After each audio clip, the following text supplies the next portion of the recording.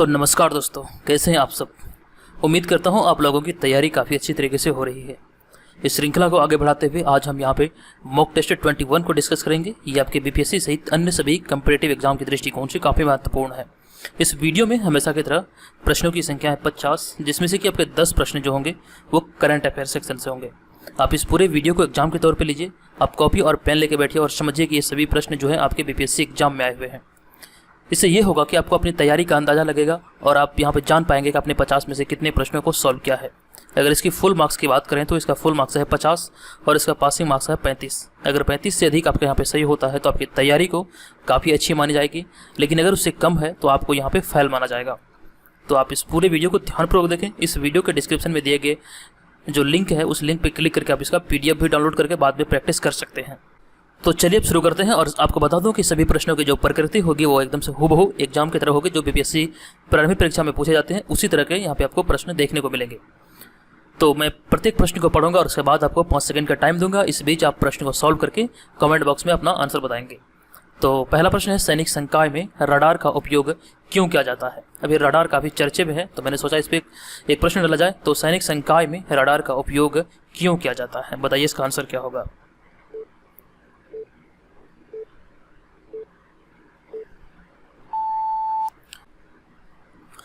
तो दोस्तों यहाँ पे पहले नंबर का आंसर होगा हमारा ऑप्शन नंबर ए, यानी कि शत्रु की स्थिति का पता लगाने हेतु सैनिक संकाय में रडार का उपयोग किया जाता है। अब मैं आपको बताता हूँ कि रडार होता क्या है।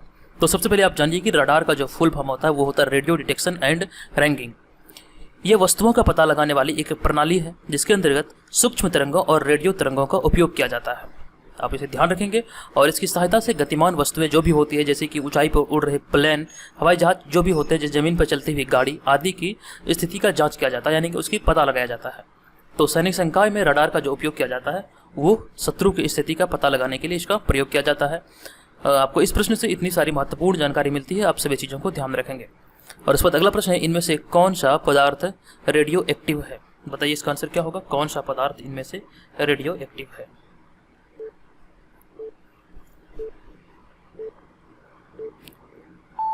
तो यहाँ पे दूसरे नंबर का सही आंसर हो जाएगा हमारा ऑप्शन नंबर ई, इनमें से कोई नहीं, उपयुक्त में से एक से अधिक। तो यहाँ पे प्रश्न पूछा जा रहा है कि कौन सा पदार्थ रेडियो एक्टिव है। तो हमारा रेडियो एक्टिव पदार्थ जो है वो है रेडियम, पोलिनियम और थोरियम। ये ए, बी और सी यहाँ पे तीनों आंसर सही हो जाएगा। रेडियो एक्टिव पदार्थ हैं ये तीनों। दोस्तों रेडियो एक्टिव पदार्थ की अगर बात करें तो प्रकृति में पाए जाने वाले पदार्थ में जब विघटन के कारण विकिरण निकलती है या किसी परमाणु में या अस्थिर विकिरण ऊर्जा के रूप में बाहर आती है तो उसे ही रेडियोधर्मिता या रेडियो एक्टिव पदार्थ किया जाता है। और इसकी खोज किया था A.H. बेकुरल के द्वारा। आप इसे ध्यान रखेंगे, इसकी खोजकर्ता जो है वो A.H. बेकुरल है, तो इसका नाम आप याद रखेंगे। तो इस प्रश्न का आंसर होगा ऑप्शन नंबर ई, यानी कि इनमें से कोई नहीं, उपयुक्त में से एक से अधिक। और उसके बाद हम आगे बढ़ेंगे और तीसरा नंबर प्रश्न है, लोहे पर जिंक का आवरण चढ़ाने की क्रिया को क्या कहा जाता है।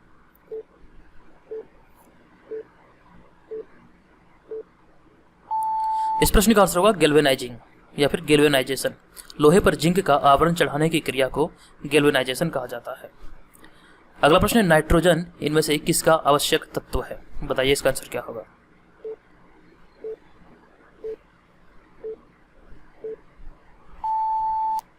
इस प्रश्न का आंसर होगा प्रोटीन। ऑप्शन नंबर सी यहाँ पे करेक्ट आंसर होगा। नाइट्रोजन इनमें से किसका आवश्यक तत्व है, इसका आंसर होगा प्रोटीन। यहाँ पे बात आई है नाइट्रोजन की। तो नाइट्रोजन के खोज करता है डैनियल रदरफोर्ड, जिन्होंने 1772 ईस्वी में इसकी खोज की थी। और नाइट्रोजन का जो सिंबल होता है वो होता है N और इसकी परमाणु संख्या होती है 7। तो इस प्रश्न से आपको इतनी सारी महत्वपूर्ण जानकारी मिलती है, आप इसे ध्यान रखेंगे। आप चाहें तो इन सारे तथ्यों को आप एकदम से अपनी कॉपी में नोट करते जाएँ। ये आपके बीपीएससी एग्जाम में आपकी काफ़ी मदद करने वाली है। चलिए हम आगे बढ़ते हैं और देखते हैं यहाँ पे अगला प्रश्न। साइनोबैक्टीरिया किसका नाम है, किसका नया नाम है। साइनोबैक्टीरिया किसका नया नाम है।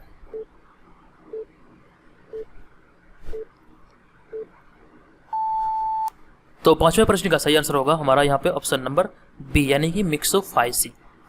साइनोबैक्टीरिया मिक्सोफाइसी का नया नाम है, ऑप्शन नंबर बी यहाँ पर करेक्ट आंसर होगा।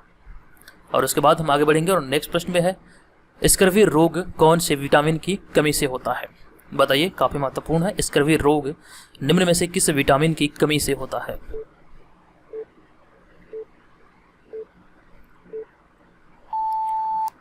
इस प्रश्न का आंसर होगा ऑप्शन नंबर सी यानी कि विटामिन सी।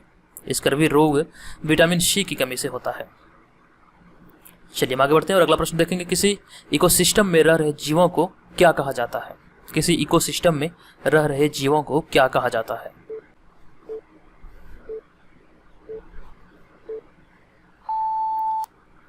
इस प्रश्न का आंसर होगा ऑप्शन नंबर डी यानी कि बायोम। किसी इकोसिस्टम में रहे जीवों को बायोम कहा जाता है। ऑप्शन नंबर डी यहाँ पे करेक्ट आंसर होगा। और इसके बाद हम अगला प्रश्न देखेंगे, इनमें से कौन सबसे कम सरंध्र वाली मृदा है? बताइए इसका आंसर क्या होगा? सबसे कम सरंध्री मृदा कौन सी है?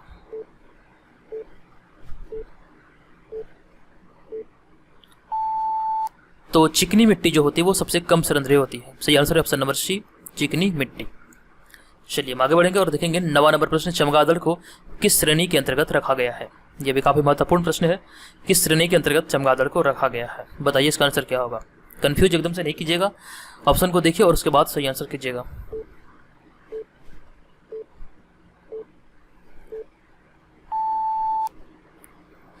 तो चमगादड़ को स्तनधारी श्रेणी में रखा गया यानी कि ऑप्शन नंबर सी यहाँ पे करेक्ट आंसर होगा।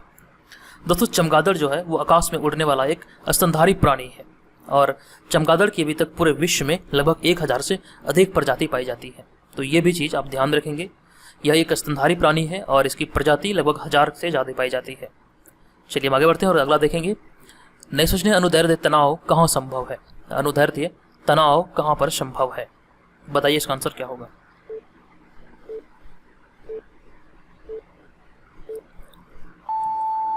इस प्रश्न का आंसर होगा सिर्फ ठोस में। अनुदैर्ध्य तनाव सिर्फ ठोस में ही संभव है। ऑप्शन नंबर ए यहाँ पर करेक्ट आंसर होगा। अब यहाँ पे बात करते हैं हमारे टेस्ट सीरीज के बारे में। इस चैनल पे जो टेस्ट सीरीज का आयोजन किया जा रहा है, अगर आपको इस वीडियो का आंसर सहित पीडीएफ चाहिए जो आपको आपके एग्जाम की ओर ले जाएगा, आपको काफ़ी एकदम से आपकी तैयारी को मजबूत बनाएगा, तो आप भी हमारे पेड ग्रुप को ज्वाइन कर सकते हैं। आप यहाँ पे पढ़ सकते हैं। अगर आप भी 66वीं बीपीएससी तैयारी में लगे हैं और परीक्षा में शामिल होना चाहते हैं और इसी तरह का पीडीएफ चाहते हैं जो आपको परीक्षा में सफलता की ओर ले जाएगा, तो आप भी हमारे पेड ग्रुप को ज्वाइन करें। पेड ग्रुप को ज्वाइन करने के लिए हमारे व्हाट्सअप नंबर यहाँ पे आपको स्क्रीन पर दिख रहा है, इस नंबर पर पेड लिखकर मैसेज करें। उसके बाद पेड ग्रुप में जुड़ने की जो तमाम जानकारियाँ होगी आपके व्हाट्सएप पे भेजी जाएगी। अगर आप इच्छुक होंगे तो केवल 49 रुपये पे करके आप इस पेड ग्रुप को ज्वाइन कर सकते हैं। तो इस बात का ध्यान रखेंगे, अगर आप ज्वाइन करना चाहते हैं तो कर सकते हैं। ऑलरेडी लगभग 100 मेंबर से अधिक इसको ज्वाइन कर चुके हैं।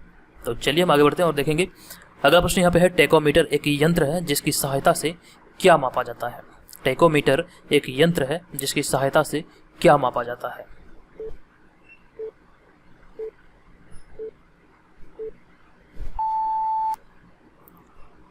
तो इस प्रश्न का आंसर होगा टेकोमीटर से घूमने की गति को मापा जाता है। ऑप्शन नंबर सी यहाँ पे करेक्ट आंसर होगा, घूमने की गति को टेकोमीटर से मापा जाता है। तो इस प्रश्न का आंसर होगा ऑप्शन नंबर सी। और उसके बाद हम आगे बढ़ेंगे और देखेंगे 12वां नंबर प्रश्न, जब प्रकाश किसी माध्यम से गुजरे तो पूर्ण आंतरिक परिवर्तन किसमें नहीं होता है? बताइए इसका आंसर क्या होगा? जब प्रकाश किसी माध्यम से गुजरे तो पूर्ण आंतरिक परिवर्तन किसमें नहीं होता है?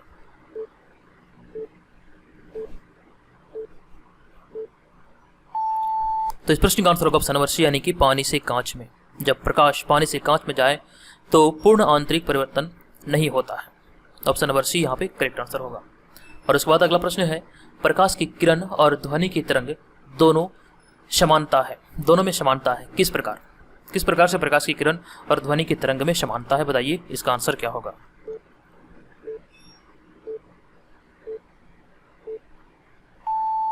इस प्रश्न का आंसर होगा ऑप्शन नंबर डी यानी कि दोनों व्यतिकरण उत्पन्न करती है। व्यतिकरण यानी कि इंटरफेरेंस, दोनों इंटरफेरेंस उत्पन्न करती है। सही आंसर है ऑप्शन नंबर डी। और उसके बाद नेक्स्ट प्रश्न है, प्रकाश की किरणों की समानता किसके साथ है? प्रकाश की किरणों की समानता किसके साथ है?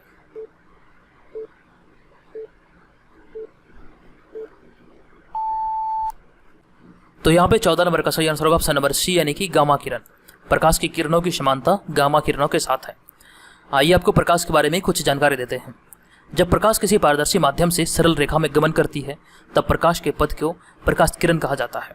और आपको पता होना चाहिए कि प्रकाश की किरणों के समूह को प्रकाश पुंज कहा जाता है, जो कि 3 प्रकार के होते हैं, अभिसारी प्रकाश पुंज, अपसारी प्रकाश पुंज और समांतर प्रकाश पुंज। तो ये सभी चीज़ों को आपको ध्यान रखना है। चलिए आगे बढ़ते हैं और देखेंगे 15वां नंबर प्रश्न, हमारी आंखें कौन से प्रकाश के लिए अति संवेदनशील है? हमारी आंखें कौन से प्रकाश के लिए अति संवेदनशील है? बताइए इस प्रश्न का आंसर क्या होगा।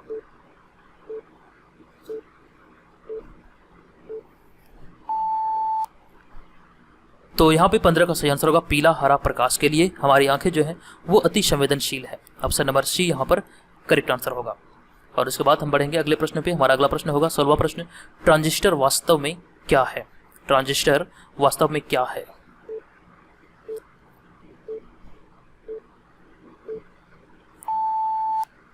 इस प्रश्न का आंसर होगा सेमीकंडक्टर, यानी कि ऑप्शन नंबर सी। ट्रांजिस्टर वास्तव में सेमीकंडक्टर है, यानी कि अर्धचालक है।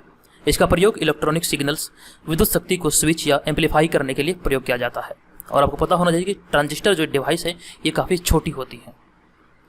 चलिए, लेकिन छोटी होने के बावजूद भी ये काफ़ी यूजफुल काम करते हैं। मैंने आपको बताया ये इलेक्ट्रॉनिक सिग्नल्स भेजने में काम आते हैं और इसका प्रयोग विद्युत शक्ति के स्विच या एम्पलीफाई करने के लिए किया जाता है। तो इसे आप ध्यान रखिएगा। और उसके बाद हम बढ़ेंगे नेक्स्ट प्रश्न पे। हमारा 17वां नंबर प्रश्न है, रासायनिक पदार्थ की सबसे छोटी इकाई को क्या कहा जाता है? रासायनिक पदार्थ की सबसे छोटी इकाई को क्या कहा जाता है?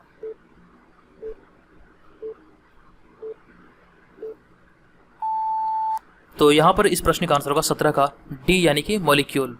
रासायनिक पदार्थ की जो सबसे छोटी इकाई होती है उसे मॉलिक्यूल कहा जाता है। और आपको पता होना चाहिए कि एक मॉलिक्यूल बराबर कितना एटम होता है, ये भी आप ध्यान रखिएगा। 6.022 इंटू 10⁻23 एटम होता है। 1 मॉलिक्यूल इज इक्वल टू, तो इसको आप ध्यान रखेंगे, नोट कर लीजिए। एक मॉलिक्यूल बराबर 6.022 गुना 10⁻23 एटम। तो आप इसे ध्यान रखिएगा। चलिए आगे बढ़ते हैं और अगला देखते हैं। 18वां नंबर प्रश्न है, जब ऑक्सीजन और हाइड्रोजन से पानी बनता है तब क्या होता है?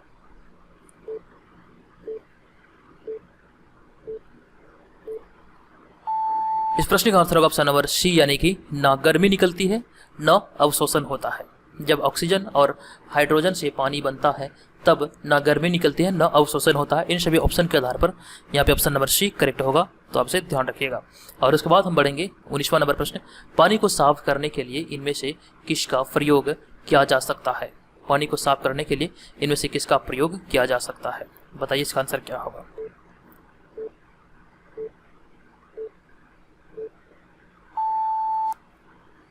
इस प्रश्न का आंसर होगा ऑप्शन नंबर बी, यानी कि ब्लीचिंग पाउडर। पानी को साफ करने के लिए ब्लीचिंग पाउडर का प्रयोग किया जाता है। ठीक है, और इसका जो रासायनिक नाम होता है वो इसका रासायनिक नाम है कैल्शियम ऑक्सीक्लोराइड, यानी कि CaOCl2। आप इसे ध्यान रखेंगे। और ये जो ब्लीचिंग पाउडर है एक सफ़ेद प्रकार का पाउडर होता है जो क्लोरीन की तरह गंध करता है और यह पानी में घुलनशील होता है।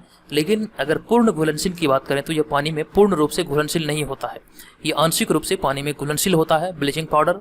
आप इसे ध्यान रखिएगा। और इसका जो मैंने आपको रासायनिक नाम बताया ये भी आप याद रखिएगा, कैल्शियम ऑक्सीक्लोराइड, यानी कि CaOCl2। हो सकता है ये आपके एग्जाम में पूछे जाए। चलिए अगला प्रश्न है, सेमीकंडक्टर में जिस तत्व का प्रयोग किया जाता है उसे क्या कहते हैं? सेमीकंडक्टर में जिस तत्व का प्रयोग किया जाता है उसे क्या कहा जाता है?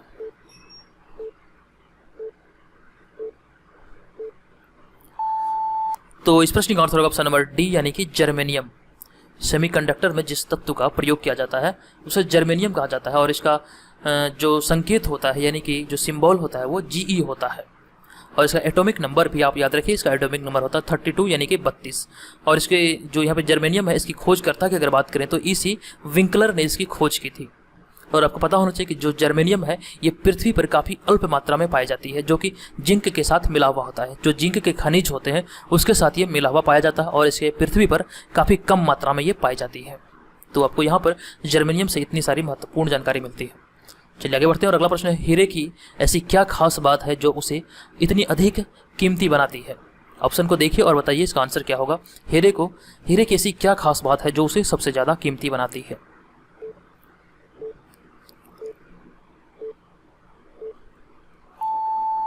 तो यहाँ पे 21 नंबर का जो सही आंसर होगा वो होगा ऑप्शन नंबर डी, यानी कि रिफ्रैक्टिव इंडेक्स अधिक होना।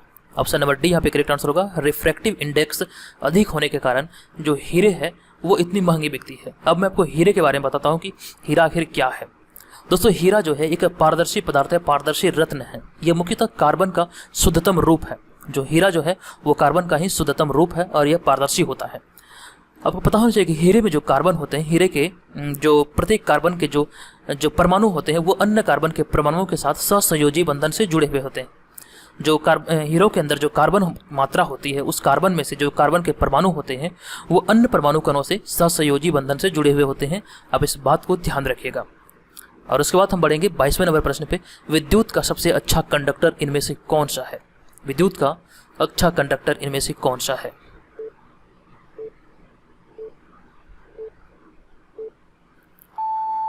तो इस प्रश्न का आंसर होगा ऑप्शन नंबर बी, यानी कि चांदी। विद्युत का सबसे अच्छा कंडक्टर है चांदी। तो चांदी का जो परमाणु संख्या है वो होता है 47, यानी कि एटॉमिक नंबर इसका 47 है। और चांदी में जो संचारण लगती है, यानी कि जो जंग लगता है, वो किससे अभिक्रिया करके जंग लगता है, ये भी बात आपको पता होना चाहिए। तो जब चांदी कार्बन डाइऑक्साइड और सल्फर डाइऑक्साइड के संपर्क में आता है तो इसमें जंग लगना उत्पन्न होता है। और ये जो जंग लगता है ये काले रंग का होता है। आप लोग देखे होंगे चांदी जब पुरानी हो जाती है तो उस पर काले रंग की परत बैठ जाती है।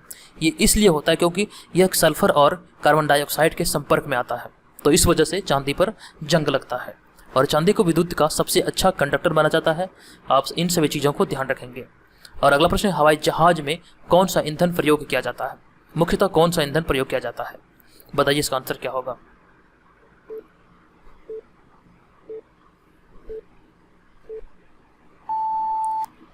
देखिए यहाँ पे सबसे पहले प्रश्न को आप देख लीजिए, बाद में आंसर में किसी प्रकार का विवाद नहीं कीजिएगा। तो हवाई जहाज जो होते हैं वो बहुत से प्रकार के होते हैं, लेकिन मैं यहाँ पे किसी का नाम नहीं लिखा हूँ, सिर्फ और सिर्फ लिखा हूँ हवाई जहाज। तो इस बात का आप ध्यान रखेंगे, हवाई जहाज में कौन से ईंधन का प्रयोग किया जाता है। तो इस प्रश्न का आंसर होगा ऑप्शन नंबर डी, यानी कि पेट्रोल। मुख्यतः जो हवाई जहाज हैं उसमें पेट्रोल का प्रयोग किया जाता है। ऑप्शन नंबर डी यहाँ पे करेक्ट आंसर होगा। चलिए अगला प्रश्न है, प्याज में भोजन किस रूप में संग्रहित होता है? प्याज में भोजन किस रूप में संग्रहित होता है? बताइए इसका आंसर क्या होगा।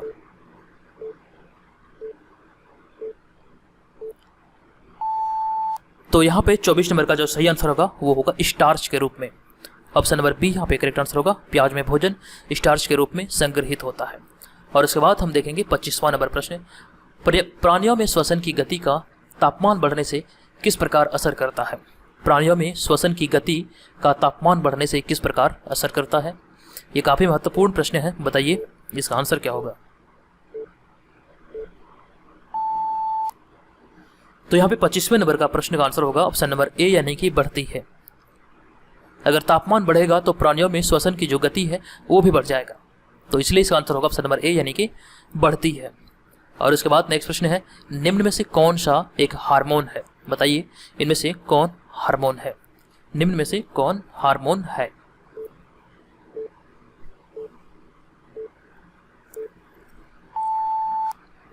इस प्रश्न का आंसर होगा ऑप्शन नंबर ई, यानी कि इनमें से कोई नहीं, उपयुक्त में से एक से अधिक।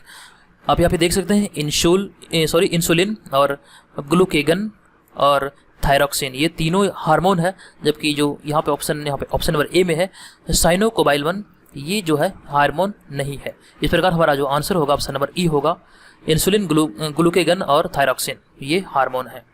और उसके बाद हमारा अगला प्रश्न है, आरबीसी को यदि हाइपरटोनिक द्रव में रखा जाए तो क्या होगा? आरबीसी को अगर हाइपरटोनिक द्रव में रखा जाए तो क्या होगा? देखिए सबसे पहले इस प्रश्न को सॉल्व करने से पहले हम यहाँ पे आपको कुछ बताना चाहते हैं। चलिए यहाँ पे चलते हैं। अगला प्रश्न जो 26वां नंबर प्रश्न था, यहाँ पे बात आई है हार्मोन की। यहाँ पे आप देख सकते हैं हार्मोन की बात आई है। तो हार्मोन के बारे में आपके मन में कई बार सवाल उठा होगा कि हार्मोन क्या होता है। आप में से कुछ लोग जानते होंगे, कुछ लोग नहीं जानते होंगे। आज जान लीजिए हार्मोन क्या होता है। दोस्तों हार्मोन को ही ग्रंथि रस या फिर अंतःस्राव भी कहा जाता है। यह एक जटिल कार्बनिक पदार्थ है जो कि सजीवों में होने वाली क्रियाओं जैसे कि सजीवों का विकास होना, वृद्धि होना, प्रजनन आदि का नियंत्रण करता है। और ये सभी क्रियाएं हार्मोन की वजह से ही होता है। और जहाँ पे हार्मोन का निर्माण होता है उससे कुछ दूरी पे ये अपना कार्य करती है, यानी कि जहाँ पे इसका निर्माण होता है उस जगह पे ये कार्य नहीं करके बल्कि दूसरे स्थल पे शरीर के अंदर वो कार्य करता है। और हार्मोन के इसी वजह के कारण से इसे रासायनिक दूत भी कहा जाता है। हो सकता है आपसे प्रश्न पूछे कि रासायनिक दूत किसे कहा जाता है, तो मानव शरीर में जो हार्मोन पाया जाता है उसे रासायनिक दूत कहा जाता है। और आपको पता होना चाहिए कि इसकी जो मात्रा होती है वो मानव शरीर के लिए अगर थोड़ी है तो वो भी घातक है और ज़्यादा है तो वो भी घातक है। जो हार्मोन का जो है लेवल है वो एकदम से सामान्य रहना चाहिए, और ये थोड़ा सा इसका मात्रा शरीर के लिए एकदम से प्रभावशाली होता है। तो हार्मोन से आपको इतनी सारी महत्वपूर्ण जानकारी मिलती है, आप इसे ध्यान रखिएगा। और उसके बाद हम देखेंगे अगला प्रश्न यहाँ पे, आरबीसी को यदि हाइपरटोनिक द्रव में रखा जाए तो क्या होगा? बताइए इसका आंसर क्या होगा।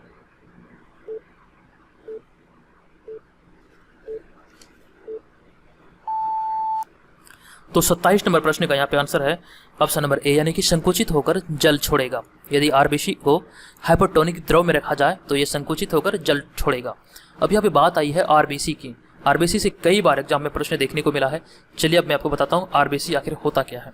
आरबीसी का जो आरबीसी यानी कि रेड ब्लड सेल्स इसका पूरा नाम है। ये रक्त की सबसे प्रमुख कोशिका होती है। रक्त के अंदर का जितने भी कोशिकाएं होती है ये उसकी सबसे प्रमुख कोशिकाएं होती है। और यह पूरे शरीर में रुधिर का लगभग 40% भाग होता है। जो शरीर में हमारे शरीर में जितने भी रक्त होते हैं उस रक्त का 40% भाग जो होते हैं वो लाल रक्त कोशिका होता है। और आपको बता दूं कि यह जंतुओं में श्वसन अंग से ऑक्सीजन को लेकर शरीर के विभिन्न भागों में पहुंचाता है और इसमें केंद्रक नहीं होता है। आप ये भी ध्यान रखिएगा, आरबीसी के अंतर्गत केंद्रक नहीं होता। हो सकता है ये प्रश्न आपसे पूछा जाए।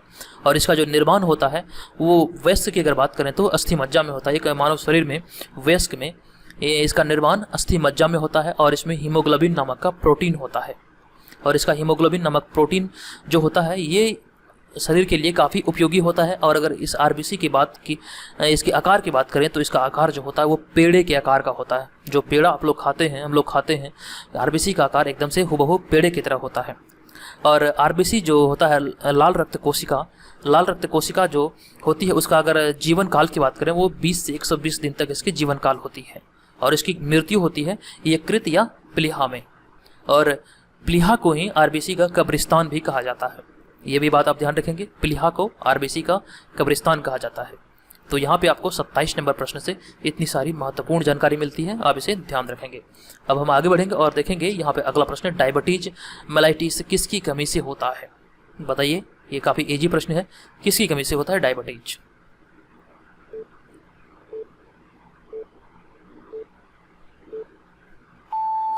इस प्रश्न का आंसर होगा ऑप्शन नंबर ए, यानी कि इंसुलिन। आप ध्यान रखिएगा, इसका आंसर होगा इंसुलिन। यहाँ पे बात आई इंसुलिन की, तो सबसे पहले आप तो यही जान लीजिए कि इंसुलिन की खोज किसने किया था। ये प्रश्न कई बार बीपीएससी में पूछा गया है। तो इंसुलिन का खोज किया था बेटिंग और वेस्ट के द्वारा। आप ये नाम याद कर लीजिए, आप इसे नोट कर लीजिए, वेटिंग और वेस्ट के द्वारा इंसुलिन की खोज किया गया था। और दोस्तों इंसुलिन की अगर बात करें तो ये एक प्रकार का हार्मोन होता है जिसका निर्माण अग्नाशय में होता है। हमारा अमाशय कार्बोहाइड्रेट को रक्त शर्करा में परिवर्तित करता है और फिर इंसुलिन के माध्यम से रक्त शर्करा ऊर्जा में परिवर्तित होता है। अगर अग्नाशय इंसुलिन बनाना बंद कर दे तो हमारा जो रक्त शर्करा है वो ऊर्जा में परिवर्तित नहीं होगा और इससे मधुमेह का खतरा और अधिक बढ़ जाएगा। तो आपको इस प्रश्न से इतनी सारी महत्वपूर्ण जानकारी मिलती है, आपसे ध्यान रखिएगा। और इसके बाद हमारा अगला प्रश्न, निम्नलिखित में से कौन सी वंशीय बीमारी है? आप सभी जानते होंगे, बताइए इसका आंसर क्या होगा। इनमें से कौन सा वंशीय बीमारी है?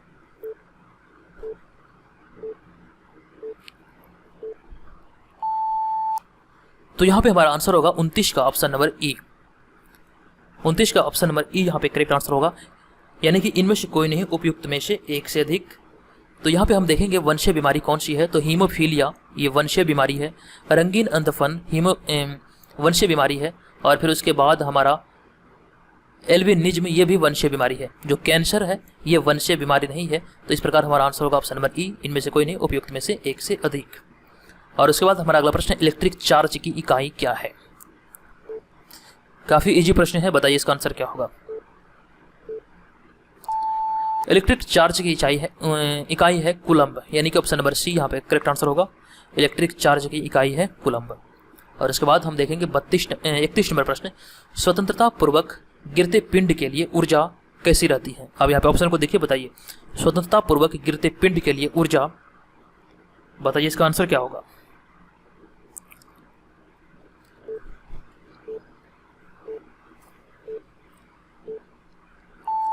इस प्रश्न का आंसर होगा स्वतंत्रता पूर्वक गिरते पिंड के लिए ऊर्जा स्थित रहती है, यानी कि ऑप्शन नंबर सी यहाँ पर करेक्ट आंसर होगा, ऊर्जा स्थित रहती है। और इसके बाद अगला प्रश्न, एक्स किरणों की खोज किसने की थी? महत्वपूर्ण प्रश्न है ये भी, एक्स किरणों की खोज किसने की थी?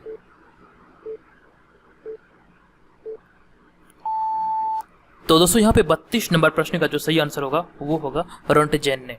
ऑप्शन नंबर डी यहाँ पे करेक्ट आंसर होगा। एक्स किरणों की खोज रोंटगेन के द्वारा किया गया था, या फिर कहीं पे आपको देखने को मिलेगा रोएंटगेन। तो एक्स किरणों की अगर बात करें तो एक्स किरण जो होता है एक प्रकार का विद्युत चुंबकीय विकिरण होता है और इसका प्रयोग चिकित्सा के क्षेत्र में खूब किया जाता है।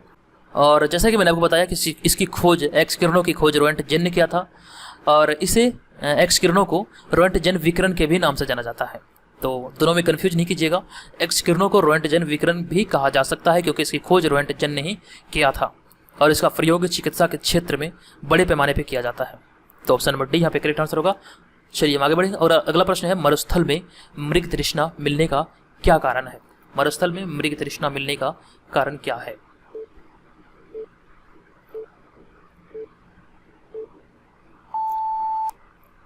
तो 33 नंबर का जो सही आंसर होगा ऑप्शन नंबर बी यहाँ पे करेक्ट आंसर होगा, प्रकाश का पूर्ण परावर्तन। मरुस्थल में मृग तृष्णा मिलने का जो कारण है वो है प्रकाश का पूर्ण परावर्तन। और इसके बाद हम बढ़ेंगे नेक्स्ट प्रश्न पे। हम अगला प्रश्न देखेंगे, सूर्य से आती हुई पराबैंगनी किरणें से हमें कौन सुरक्षा देता है। पराबैंगनी किरणों से सुरक्षा हमें कौन देता है।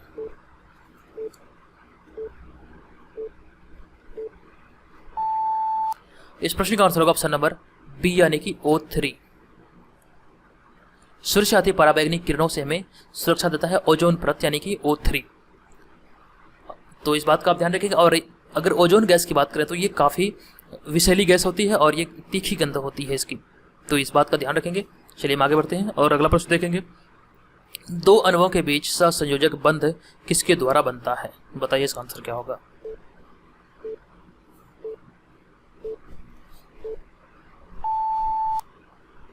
तो यहाँ पे 35 नंबर प्रश्न का जो हमारा आंसर होगा वो होगा ऑप्शन नंबर डी यानी कि इलेक्ट्रोस्टैटिक आकर्षण।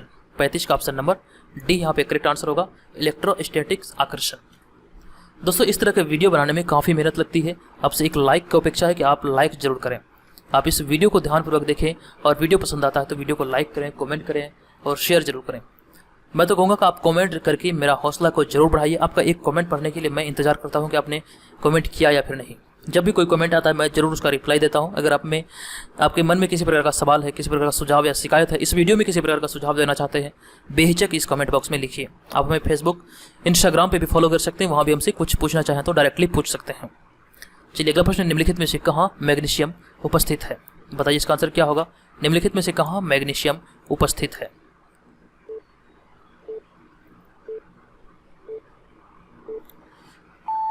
इस प्रश्न का आंसर होगा ऑप्शन नंबर ए यानी कि क्लोरोफिल में। निम्नलिखित में से मैग्नीशियम क्लोरोफिल में उपस्थित होता है। और उसके बाद हमारा अगला प्रश्न है 37 नंबर प्रश्न है, India 2000 a vision for the new millennium किसने लिखी है। India 2000 a vision for new millennium किसने लिखी है।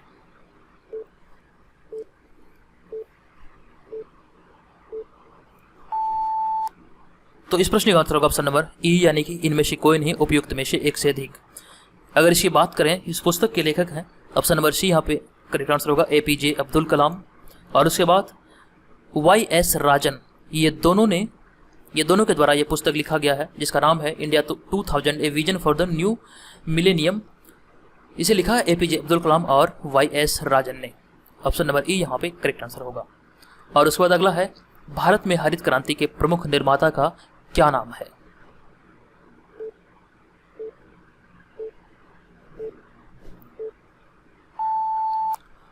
इस प्रश्न का आंसर होगा MS स्वामीनाथन। भारत में हरित क्रांति का जनक MS स्वामीनाथन को कहा जाता है, तो इसलिए आंसर होगा हमारा ऑप्शन नंबर बी। अगर विश्व का बात करें तो विश्व में जो हरित क्रांति का जनक है वो प्रोफेसर नॉर्मन बोरलॉग को कहा जाता है। तो ये भी आप ध्यान रखेंगे, अगर विश्व की बात करेगा तो नॉर्मन बोरलॉग इसका आंसर होगा। और अगर भारत की बात करेगा तो भारत में जो हरित क्रांति के जनक हैं वो MS स्वामीनाथन थे। और भारत में इसकी शुरुआत की अगर बात करें तो ये 1967-68 में हरित क्रांति की शुरुआत भारत में हुई थी। तो ये इस प्रश्न से आपको इतनी सारी महत्वपूर्ण जानकारी मिलती है। अब हम आगे बढ़ेंगे और देखेंगे 39 नंबर प्रश्न। तो यहाँ पे 39 नंबर प्रश्न है, किस देश ने सरकारी सेवाओं के लिए सर्वप्रथम प्रतियोगिता परीक्षा शुरू किया था। बताइए इसका आंसर क्या होगा।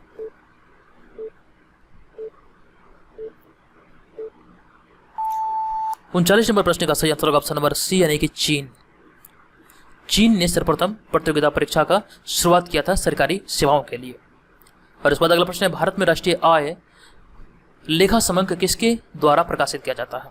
भारत में राष्ट्रीय आय लेखा समंक किसके द्वारा प्रकाशित किया जाता है।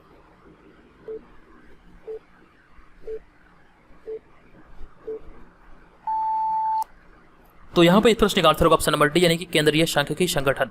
भारत में राष्ट्रीय आय लेखा समंक केंद्रीय सांख्यिकी संगठन के द्वारा प्रकाशित किया जाता है। और उसके बाद अगला प्रश्न यहाँ पे देख सकते हैं 41 नंबर से 50 तक के जो प्रश्न होंगे ये सभी प्रश्न करंट अफेयर्स के होंगे। तो आप इसे ध्यानपूर्वक देखिए और इसे सॉल्व करने का प्रयास कीजिए। कोशिश कीजिए कि यहाँ पे 40 से 50 तक जो 10 प्रश्न है इसमें से कम आपके 5 प्रश्न जरूर सही हो। तो अगला प्रश्न है, अगले साल 1 से 10 दिसंबर के बीच चौथे एशियाई युवा पैरा खेलों की मेजबानी जो देश करेगा उस देश का नाम बताइए कौन है।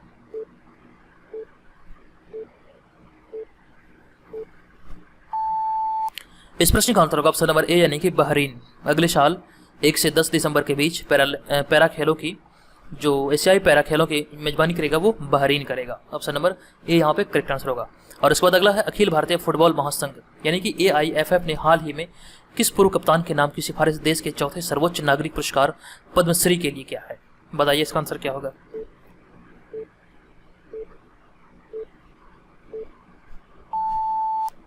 इस प्रश्न का आंसर होगा IM Vijayan. Option number A यहाँ पे करेक्ट आंसर होगा। और इसके बाद अगला प्रश्न है, भारतीय निर्यात आयात यानी कि एग्जिम बैंक ने किस देश को भारत सरकार की ओर से 21.57 करोड़ डॉलर की ऋण सुविधा प्रदान की है। भारत में जो आयात निर्यात बैंक है उसे एग्जिम बैंक के नाम से जाना जाता है। आप इसे ध्यान रखिएगा और बताइए इसका आंसर क्या होगा कि भारतीय जो आयात निर्यात बैंक है उसने किस देश को भारत सरकार की ओर से 21.57 करोड़ डॉलर की ऋण सुविधा प्रदान की है। इसका आंसर क्या होना चाहिए।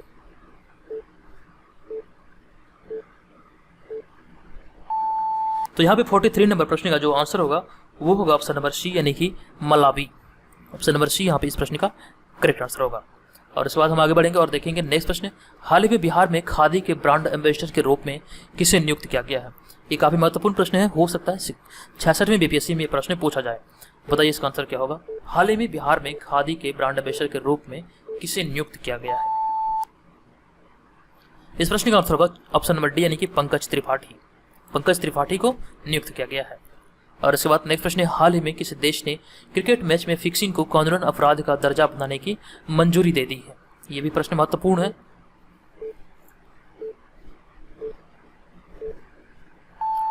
तो यहां पे इस प्रश्न का आंसर होगा ऑप्शन नंबर सी यानी कि पाकिस्तान ने भी हाल ही में क्रिकेट में फिक्सिंग को कानूनन अपराध का दर्जा बनाने की संबंधी मंजूरी दे दिया है। ऑप्शन नंबर सी यहाँ पे करेक्ट आंसर होगा। और इस बाद अगला प्रश्न है, एशियन इंफ्रास्ट्रक्चर इन्वेस्टमेंट बैंक यानी कि AIIB ने भारत को कोरोना से लड़ने हेतु कितने करोड़ रुपए का लोन देने की घोषणा किया है। बताइए इसका आंसर क्या होगा।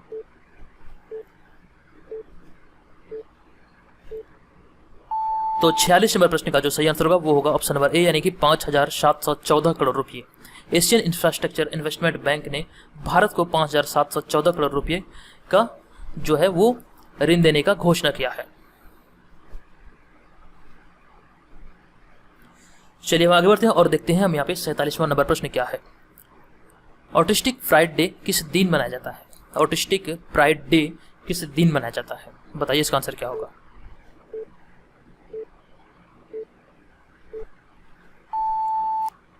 इस प्रश्न का आंसर होगा ऑप्शन नंबर ए यानी कि 18 जून को मनाया जाता है प्रत्येक वर्ष। और इसके बाद अगला प्रश्न है, किस देश को हाल ही में 8वीं बार संयुक्त राष्ट्र सुरक्षा परिषद का अस्थायी सदस्य चुना गया है।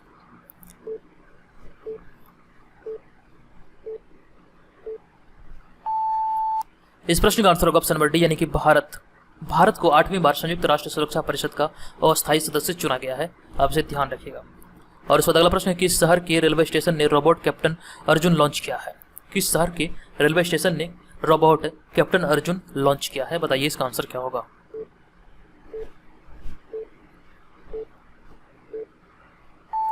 इस प्रश्न का आंसर होगा पुणे रेलवे स्टेशन ने कैप्टन अर्जुन नाम का एक रोबोट लॉन्च किया है। ऑप्शन नंबर ए यहाँ पे करेक्ट आंसर होगा।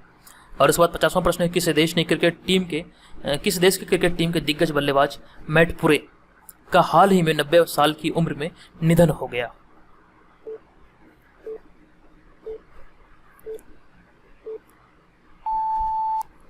तो मैट पुरे न्यूजीलैंड के रहने वाले थे। ऑप्शन नंबर बी यहाँ पे करेक्ट आंसर होगा। ये न्यूजीलैंड के बल्लेबाज थे। तो दोस्तों यहाँ पर इस वीडियो में कुल मिलाकर 50 प्रश्न थे। 50 में से आपने कितने प्रश्नों को सॉल्व किया, कृपया ईमानदारी पूर्वक इस वीडियो के कमेंट बॉक्स में जरूर बताएं। अगर आपको इस वीडियो से हेल्प मिली हो तो वीडियो को लाइक करें, कमेंट करें और शेयर जरूर करें। अगर आप हमारे पेड ग्रुप को जुड़ना चाहते हैं तो पेड ग्रुप की तमाम जानकारियाँ इस वीडियो के डिस्क्रिप्शन में दी गई है, आप वहाँ पर जाकर हमें ज्वाइन कर सकते हैं। तो चलिए, धन्यवाद।